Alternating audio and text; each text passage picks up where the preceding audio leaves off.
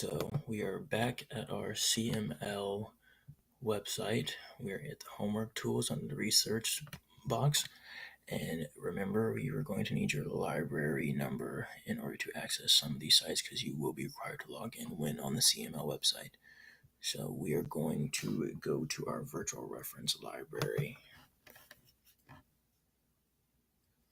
So as you can see, this site is a little bit different than our normal search engine. It doesn't just have a basic search box. We have a bunch of different collections under here. As you can see, the collections range from literature all the way down to technology. I have plenty of mainly educational collections here to choose from.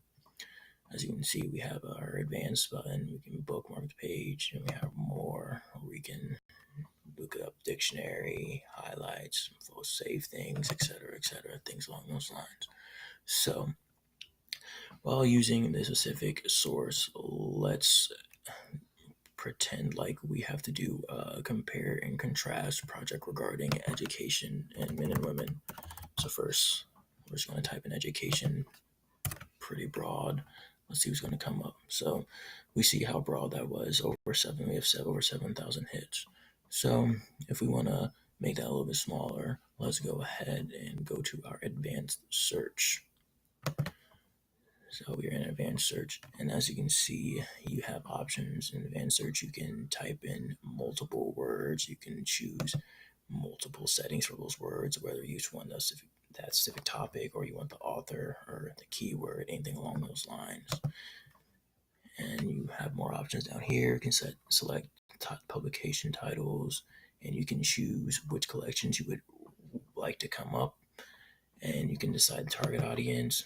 It could be anything along these four options right here, and a content level from basic being the easiest, going up to advanced being supposed to be the most difficult or most advanced articles or sources to find.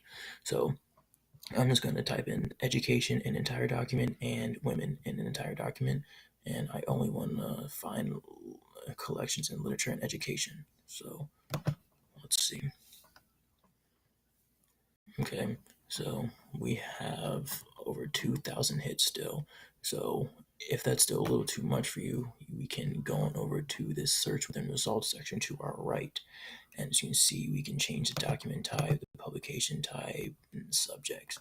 So for the sake of this, let's change our document type to an article. Since there's only 10, that should be pretty easy to find something credible. So since we're doing compare and contrast between the works of women and men, we can click on anyone that we might seem doable or suitable for a topic. As you can see, we have certain tools like our citation tools. You can email, save, download, share, anything along those lines. And it seems like in this one, we basically have the entire article right in front of our face since it's only 19 pages. So it seems like this might be a nice long little summary. So we don't necessarily have the entire document right here per se, but we do have links to send us to the specific source, to the specific article. But as you can see, this is a pretty hefty article, so this might actually be our entire article on the subject of education and women.